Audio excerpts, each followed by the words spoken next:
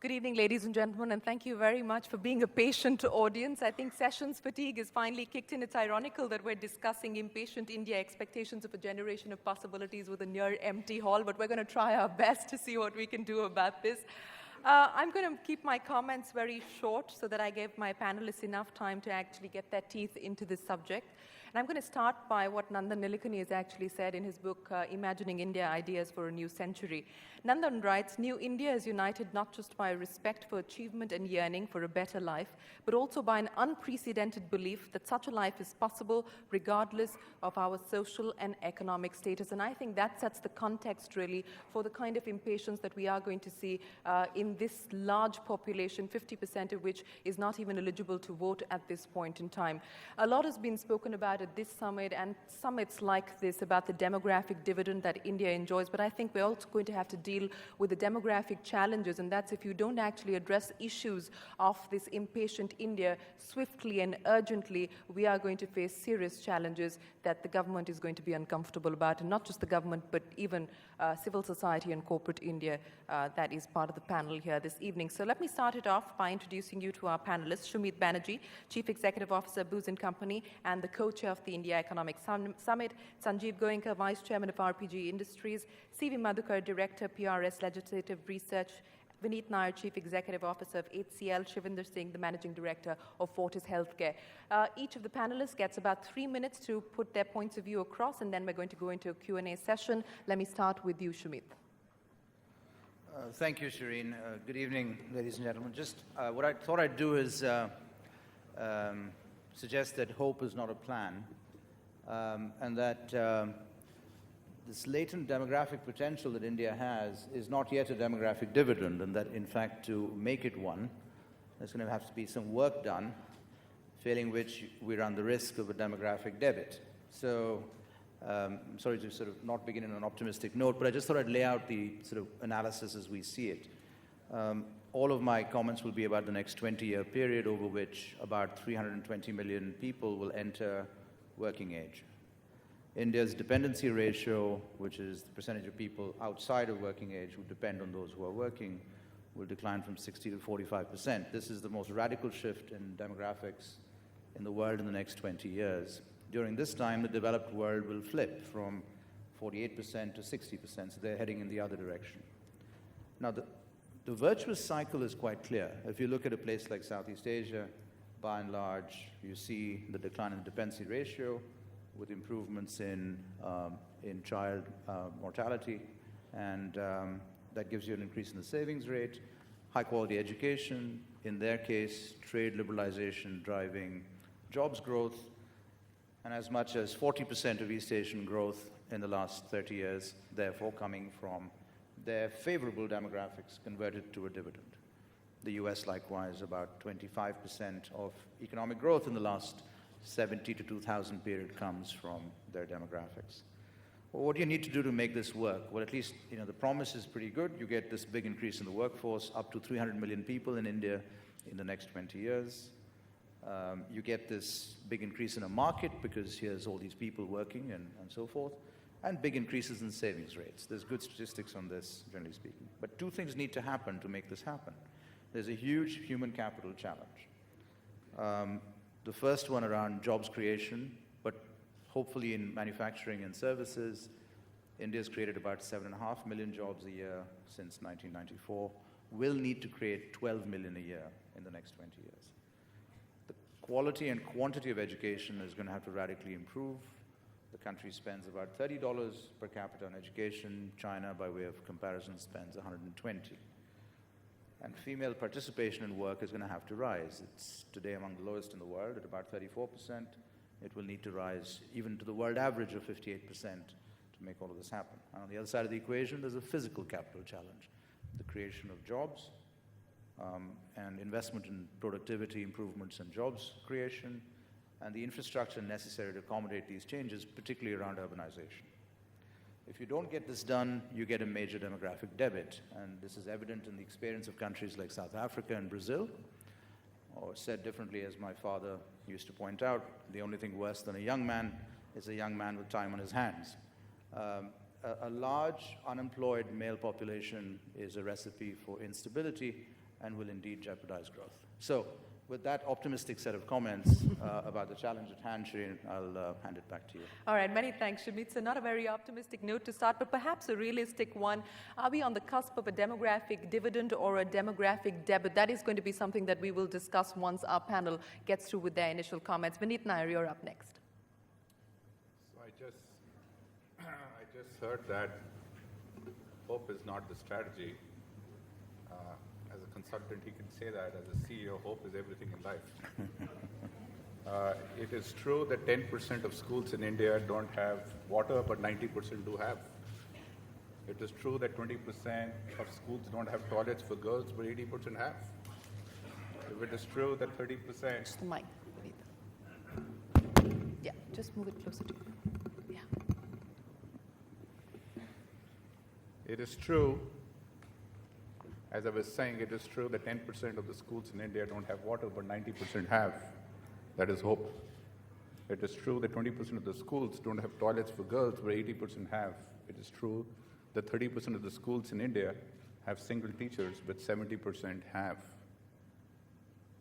We can tie ourselves down in democracy and demographics and data and statistics. My suggestion is let's deal with something we have and make something out of what we have. And that is the 50-year story of India. And that is what our strength is, that we make something happen from what we have rather than worry about what we don't have, because that will catch up. What is this young generation about?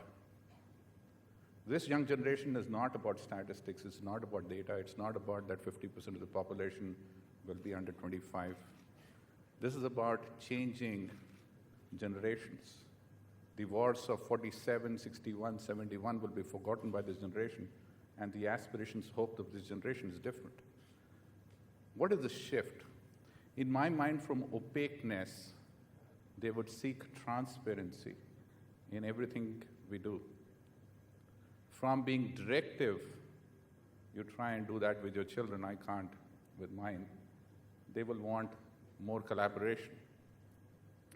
From being predictive, they will go into higher performance.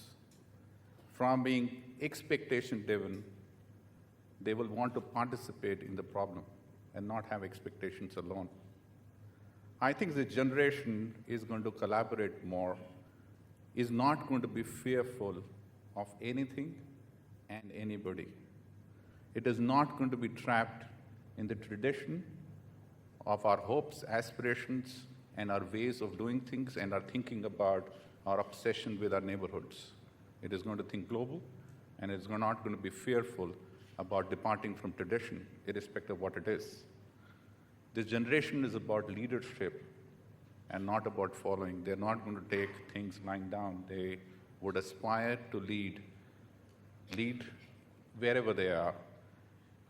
And they are going to be about aspiration and not about status quo. So how do I think about this topic? I think the way I think about this topic is a problem of diverging vectors.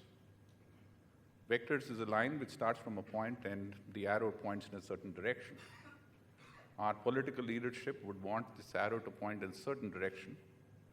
Our political leadership on the developing world is different to the developed world. Our political leadership at the developed world would want this arrow to be pointed in a completely different direction.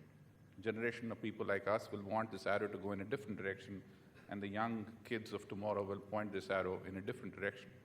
So the problem is of diverging vectors. All these vectors are pointing towards a different direction. And I think this story is true in every family, where the kids think differently to the mother, to the father, and to the grandparent. So how do we resolve it? I think instead of trying to change everybody's view, which is what the point I was making in the afternoon, we should not try and change everybody's view, because different views are part of democracy and is part of global democracy, and democratization of homes and families and generation is also a good idea. We should converge actions. So as long as diverging views converge into common pursuit of actions towards positive change, every hour, every day, every year, we will be there where we want to. because slowly the young leaders will take higher and higher ownership of change. And they are young leaders, and they will point to the right direction. So my opening remarks are, there is nothing hopeless about the situation we are in. This situation is full of hope if we as generation leaders learn to let go. It's nice to see diverging views right up front at the start of the discussion. So diverging vectors, diverging views, and meeting the aspirations of liberalization's children. That's going to be an issue that we will take up after Sanjiv Goenka finishes his 3 minutes. Sanjiv. Thank you, Shereen, and good evening. When we talk about the youth in India, I think we must recognize that the youth today is very different from the youth 10 years or 15 years ago. They do not view themselves merely as individuals or a group of individuals, but really as people who are inheritors of a legacy, people who are creators of wealth, and people who are stakeholders in the future of India. It's a huge shift in approach, in attitude. They're impatient. They are aware. They are educated. They do not believe in casteism. They do not believe in regulation or over-regulation.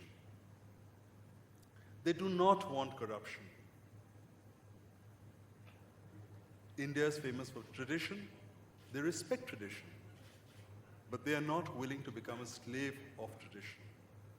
They will bow to convention, but as long as it doesn't inhibit them from getting to their goal. They're very keen to acquire knowledge, to acquire skills, because they want India to lead, and they do not really want India to follow. They realize that they are a huge market, and they offer that market. But I think policymakers have to realize that it is a very huge challenge, because their aspirations are high, their determination is strong, but our infrastructure, the country's infrastructure to train them is not adequate. I think that, to my mind, is a very key challenge. Thank you. Sanjiv, many thanks for joining us. So the policy response, whether that's swift enough to address this generational difference, one of the other issues that we will discuss. Shivinder, your spin on the generational difference. Good evening, and thank you, Shereen. I think if you look at the topic, talking about expectation of a generation of possibilities in an impatient India, if you look at the generation of possibilities, you look at the future where the generation we're talking about, we're talking about 50% of the people who are probably not even represented here, which is under the age of 25, and 70% that's probably hardly represented here, which is under the age of 35. So you're really talking about a bunch of people that you probably don't sit around and talk to or walk with much of the time. I think that in itself is a challenge that we'll have to get used to, that we're talking about a market, we're talking about a future that we don't really interact with too much. And these are the people who are going to be there 20 years from now, leading India. I think in short, my take on what is the generation's expectation and possibilities is what India has done in the last 60 years. We will have to achieve that much and more in the next 10. And it's not going to happen in 5, but it cannot take 15. I think that's the sum and substance of really what I'm talking about. And whether that's regarding the justice system, or the fact that you need justice soon, and it is pretty much, is justice delayed, is justice denied. Basic services, whether it's police, ambulance, fire services, basic infrastructure, water, electricity, basic stuff we're talking about, health, education, which is something that we've grappled with for so long, whether that's the 10% or the 20% that Vineet talked about. The fact is that we have a challenge of 1 billion people, all right, but we still grapple with the fact that we're not able to get in 60 years basic stuff to them. And we've still managed to achieve stuff much higher that other countries are probably still grappling with. I think the next generation or the future of India will need to value and will want to value human dignity a lot more than it's valued today. not by virtue of power and position, but by virtue of individuality and by virtue of representation of a nation. Opportunities for the less privileged, not for the people who have power, who have money. We will need to create an infrastructure. I've always heard through the 80s and the 90s that America is a land of dreams by virtue of the fact that anybody with a skill can actually be able to exploit it. It does not have to be somebody who has either power or money to make it happen.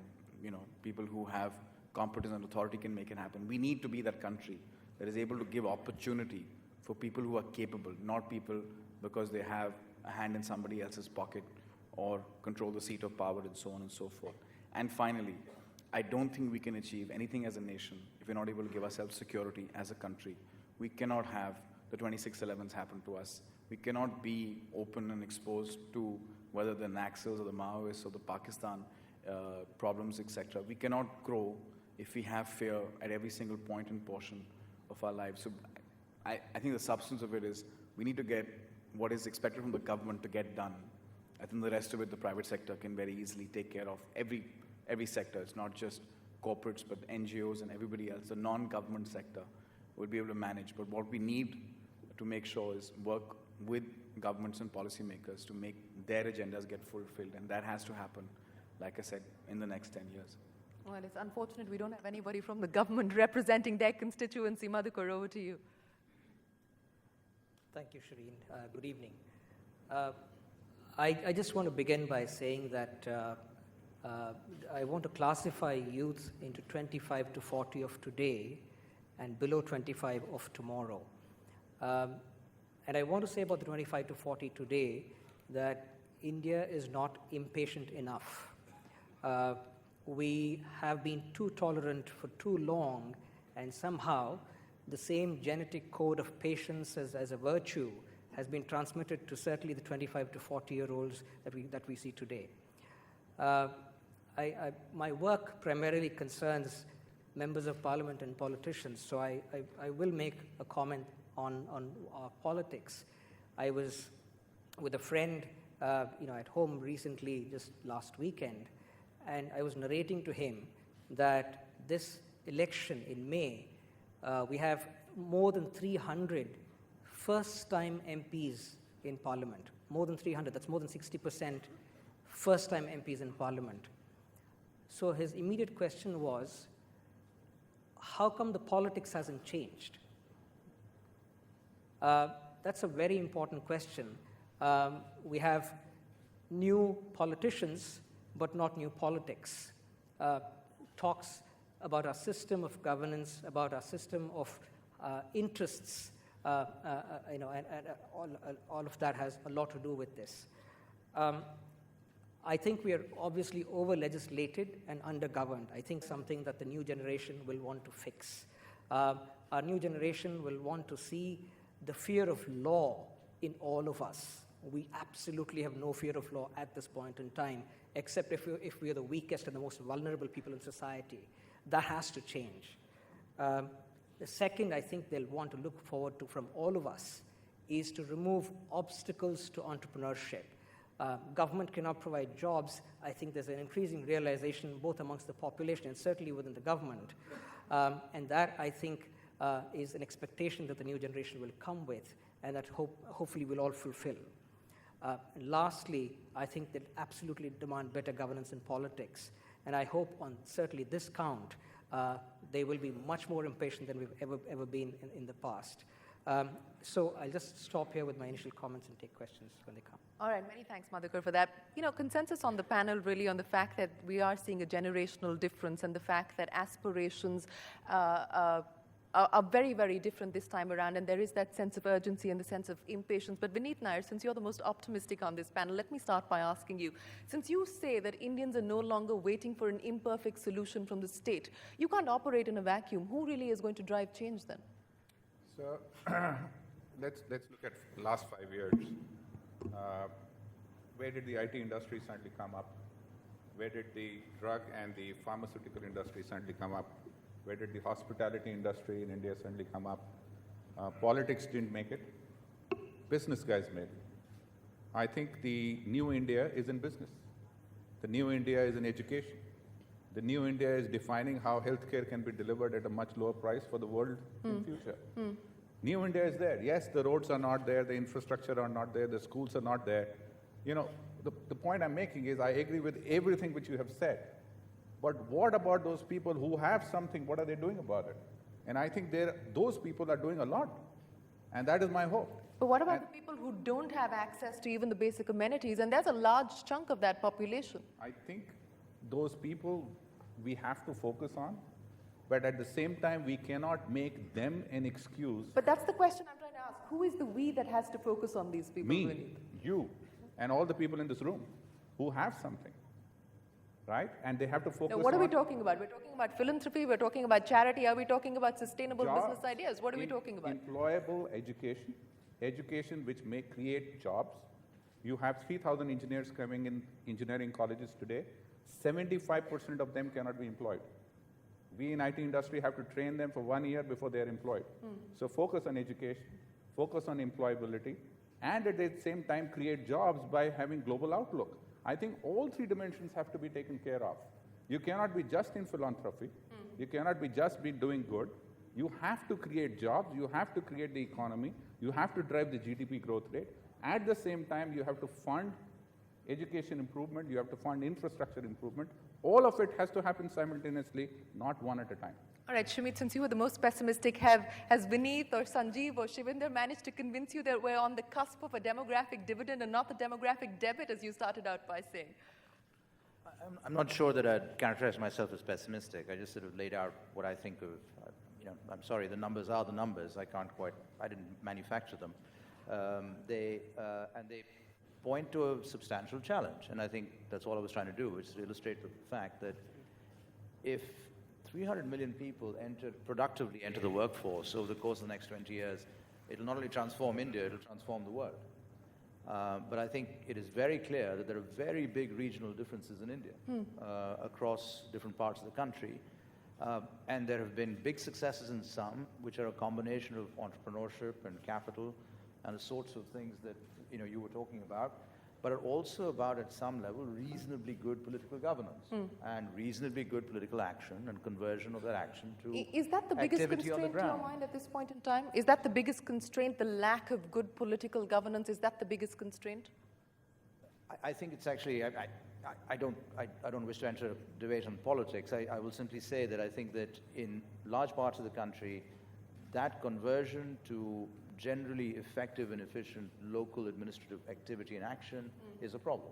And I think there is clearly a very large role for the not-for-profit world in which Madhukar has operated for a long time. Very large-scale projects have been achieved in this country by that part, the third sector, likewise by the private sector. But at the scale of the problem that we're talking about here will require the government to step up to its role in society. That's simply what I'm saying.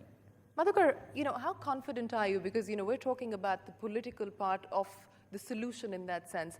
You're working with politicians. You started off by saying that we've got a whole host of new politicians with the same old brand of politics. Given that context, are you hopeful that we are going to find solutions that take away the vested interests that we have suffered so far? Let me share some notes from my experience over the last 4 years of working closely with politicians across parties. It might come as a surprise to many in the audience that I actually think, after having interacted with them for the last 4 years, there are many very serious politicians who are here to say, I want to do the right thing. So that's the optimistic note. We have members of parliament call us. We've all heard Hillary Clinton's famous 3 a.m. call that she talked about, just to refer to how alert she might be for national security reasons. Our version of the 3 a.m. call is when an MP wakes up in the morning preparing to debate the Reserve Bank Amendment Bill and says, Mr. Madhukar, can you please explain to me what a derivative means? That's our 3 a.m. call. And we are delighted to take those 3 a.m. calls. And so there are a number of MPs across party lines who are very serious about doing the right thing.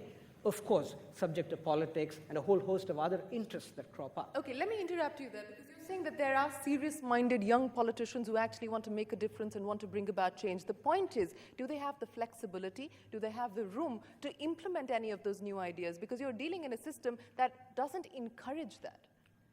precisely my earlier point, which is, we've had, for example, people who've been in office for 5 years as young politicians. If you ask me, what do they stand for, right? I don't have a clear answer for most politicians. And that's partly to do with many of our young politicians trying to second guess what the party line might be, and therefore trying to be ahead on what the party line might be. So that really crowds out new thinking, and therefore a fundamental relook at our politics and system is very, very essential. But if that seems like a tall order, I think we can start with one party at a time and say, well, what can you do in your party to make the difference, allow new voices and new ideas to come up? Sanjiv, Goenka, given what we have just heard Madhukar say, and given what we heard Vineet talk about, the fact that corporate India or entrepreneurs will actually drive this change, and they will to a large extent, but you still need a flexible political system. You still need a system that actually encourages fresh thinking, new ideas, innovative, out-of-the-box thinking. Given the fact that you actually don't have that at this point in time, it doesn't look like you will in the next 5 to 10 years even. I mean, if you've still got young politicians deciding which constituency they're going to have to fight from because it's a Gujar-dominated constituency or a Muslim-dominated constituency, let's get real. How do you actually then deal with this demographic dividend or the potential of a demographic dividend when you're operating in that situation? I think that is about getting elected, and caste does play a role in getting votes. But having said that, let's look at the change that has taken place in the politician. Today you have a Rahul Gandhi who prefers to work his way up. He's preferring to rebuild the Congress in Uttar Pradesh rather than become a minister or become a deputy prime minister or the prime minister, which wouldn't have happened earlier. You've had a Mayawati in the past and you have a Rahul Gandhi now. I mean, look at the contrast. So there is a lot of hope, but having said that, that doesn't take away from the challenge. We have to create infrastructure, education, health, like Shivi said. I mean, all these things. I mean, and it's an impatient generation, very impatient to achieve. Yeah. And we have to create that infrastructure. So whether it's a politician, whether it's industry, whether it's anyone, I think everyone has to work together in giving this, or creating this. Okay, Shivinder, let's talk about creating this infrastructure and this ecosystem. And perhaps the most important thing that will actually have to happen is deregulation, that the government actually has a hands-off approach, whether it's healthcare or it's education. That hasn't happened. I know people like you in the healthcare business have had to deal with this issue time and time again. Have you noticed any difference really in that sense? Shereen, I think your questions and the comments around government and politicians and politics is all hovering around, are we doing the same thing in a different way? I actually feel that there's a lot of change that is happening. I think the last 20 years have seen very significant change in the way government actually interacts with the rest of the world. I think post-liberalization, it may not be drastic, it may not be daily, but there is a sea of change. And you have to just look back 15 years and see what the governments used to do and what they do today. So I think generically, I tend to feel it may not be to the speed you want, and it may not be to the pace, partially because of the vote bank, because you have to carry them along, because they don't come back to power without that. So firstly, I do think that there is a change. Health and education. I think what's happening in the education space today with regards to regulation is fantastic. There is a whole new set of thinking and policy coming around, which will hopefully change some of the challenges we face today going forward. And I totally agree with Vineet. It's not just the 300,000 people who get graduated from engineers. The quality of graduates is awful today. And in our business, what we produced in the 60s and 70s, which have actually run the healthcare system of the world, I'm very sorry to say, we talk about worry. I mean, there's a lot of discussion in our business about we losing. There's nothing to lose because there's no quality coming out today. The 300 medical colleges we have, I mean, if I was a US healthcare provider, I wouldn't touch largely Indian graduates, maybe the top 10 or 12.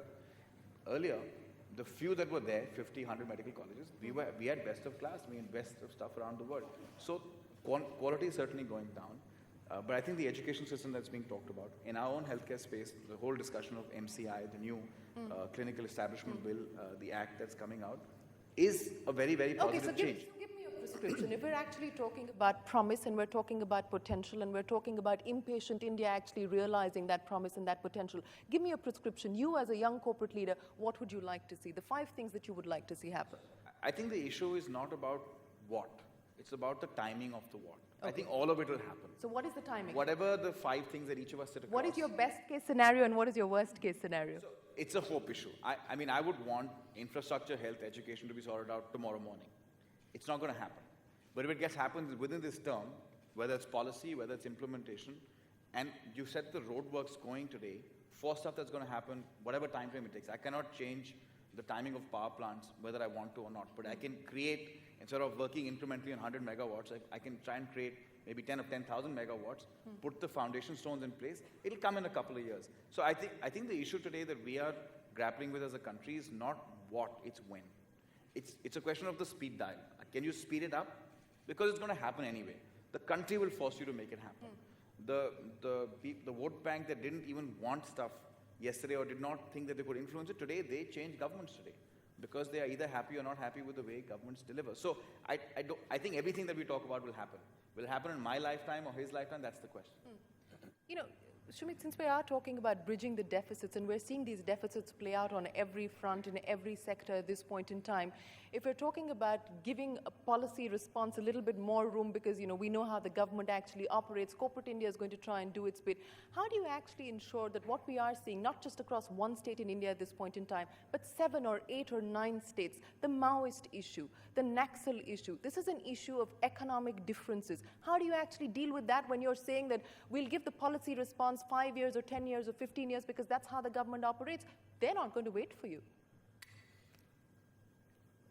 I actually, I'm not close enough to some of this to comment, but I do think that the policy and political language out of the country in the last 15 years is radically different than what it was. I think that's clear and evident. I'm talking about something quite different, which is to get stuff to happen, the administrative delivery machinery in small villages needs to just operate at a different level than it does. And I think making those changes happen is not trivial. I think that the professionalization of the civil service in that sense, is really what I'm talking about. That you have to find a way to make that happen. And how that happens, I don't know on this scale. I think that what is very clear is that the kinds of numbers at hand are very large, and I think that it's probably not acceptable to think about this in terms of long horizons for a different reason than Shivinder's, right? Which is that you'd like to see it happen sooner, but I think there's a bit more urgency than that, which is that very large numbers of low-skilled or unskilled people in the economy and in the society are inherently unstable. I think that's just and regions that have that kind of profile will be more and more problematic. I mean, I think the circumstances in Brazil are very, very clear evidence of this. I think that the inability of Brazil to convert about half of that potential demographic dividend into productive workforce has been very expensive for Brazil. And I think it makes, for example, urban circumstances to operate in Sao Paulo and Rio virtually impossible. It's just a very difficult situation. So I think there's a bit more urgency to it than the aspiration of delivering goodness to people. Vineet Nayar, how worried are you about this problem? The fact that we haven't been able to sufficiently bridge the economic differences, in fact, they're enhancing. So Shereen, I can definitely see that politicians are a big stick in this discussion. Just came back from US in a G100 meeting which Jack Welch was hosting, and I can tell you the environment there was the same, that everybody hates the US politicians, and we are no different. Why don't we, for a minute, assume that all politicians are the same and they will take their own sweet spot, sweet time to go from here to there? The question I always ask is, okay, so we should be urgent, and we always say they should do this, policy should change, politicians should change. Why don't, for a minute, we say that different countries are dealing with different challenges. We have Moist challenge, we have a government challenge. Yeah, it is better today than yesterday, right. And Obama has a different challenge. Let's talk about the previous question which you talked about. Outside that, what can you do? And I think the business leaders of today owe it to the young generation to come up with business plans and business ideas which are global in outlook, which will help us establish our global leadership. Our thought leaders, we should be the thought leaders. Management philosophies, our way of doing healthcare, our way of doing IT. So give me specifics. You deal with 25-year-olds every day, Vineet. Give me specifics on what your outlook for them would be or what your mission statement or vision for them would be. My mission statement is already in public: destroy the office of the CEO. I believe that the CEO is the biggest problem we have in our country. It represents the fact that we believe in democracy, and we've talked about democracy, but we run our companies like autocratic, family houses. And if you continue doing that, you can't preach to politicians what you don't practice within the organization. Sanjiv is smiling away. Sanjiv, do you have a comment on that? The most autocratic office is the CEO's office? I talked about my office. No, I wasn't suggesting that he's running his company like that. Go ahead, Sanjiv. Well, I think having a CEO does not mean you're not being democratic. And at the end of the day, there has to be somebody who takes decisions, somebody who calls the shots, and somebody who's accountable eventually to all the stakeholders.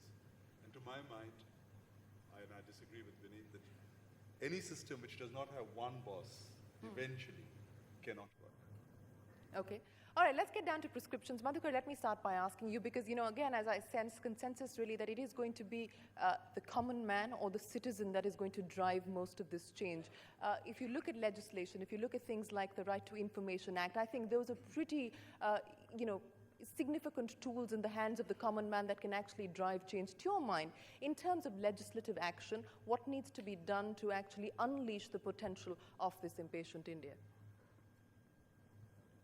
Rather than getting into specific pieces of legislation, what I might want to say really is that we have a tendency in India to deal with government, not engage with government.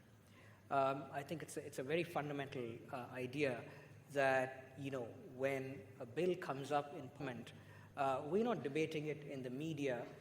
Just look at the healthcare bill in the US and compare it to the Right to Education bill in India, which is equally, if not more significant for us for the next 100 years. And the quality of debate, the people who were engaged in the debate, and what really the media did to bring that out. So that's the big difference, I think, in how we need to engage on policy making. This generation is going to be much more aware than any generation in the past, much more connected, and in fact will be the first globalized generation.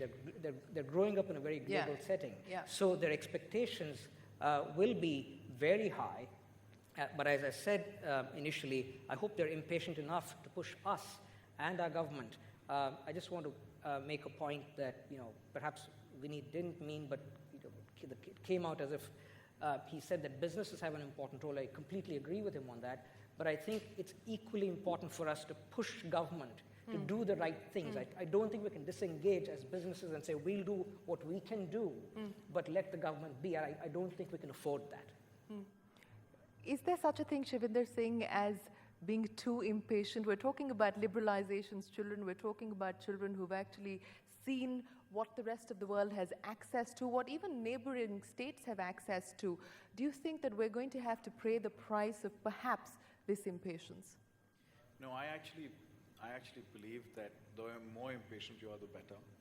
Because firstly, it's positive. I don't think it's negative. And I think it spreads. It's an infection, and it spreads. I want to get it done. I want to get it done now. It creates a certain amount of energy, and it spreads around. I think the impatience of India is actually getting reflected today. I think the politicians, governments understand that they have to deliver on some agenda points. It may not be as many as we want, but it does on what they feel will get them back. Otherwise, they understand that they will not come back again. And every single government election that has happened in the state, the media has talked about the fact that it's either because they have delivered or because of not delivered. So I think generally, I would say if we're impatient, we should multiply by time 10. And it will spread. People will get to know.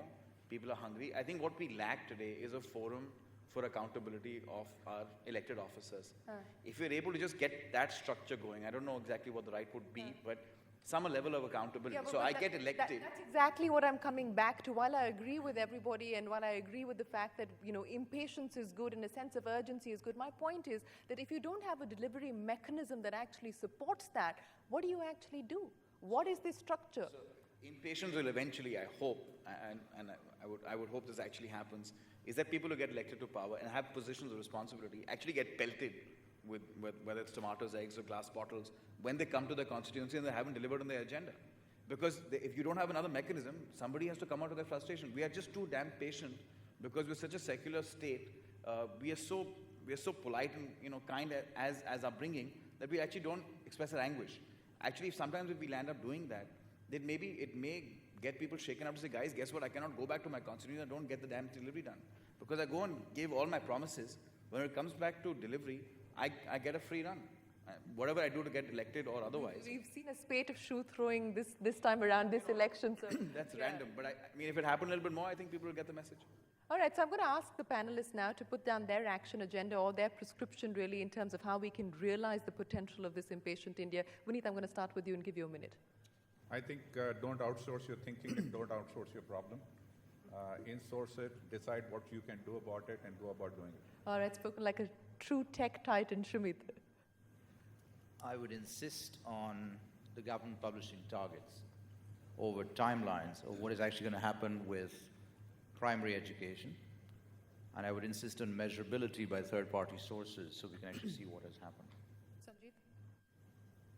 Well, I would like to see accountability being introduced for the lawmakers and policymakers of the country so that they can be actually monitored on what they promised. Shivinder? Well, I agree with what Shumeet and Sanjiv said in terms of accountability. In addition to that, I would like the government to focus on the nitty and deliver that and leave the rest to other people to do. Madhukar? I think this is a good time for us to fundamentally re-examine the role of government on 3 counts. One is the role of government, second is capacities of government, and third is incentive structures within government to deliver. All right, I'm going to take a few questions from the audience here. If you can raise your hands. Yes, sir, I'm just going to get a microphone across to you. Just give me 1 second. And if you can address it to a particular panelist, please. Yeah, my question is actually to the entire panelists. My name is Anand. In fact, I was thinking about the whole concept of impatient youth.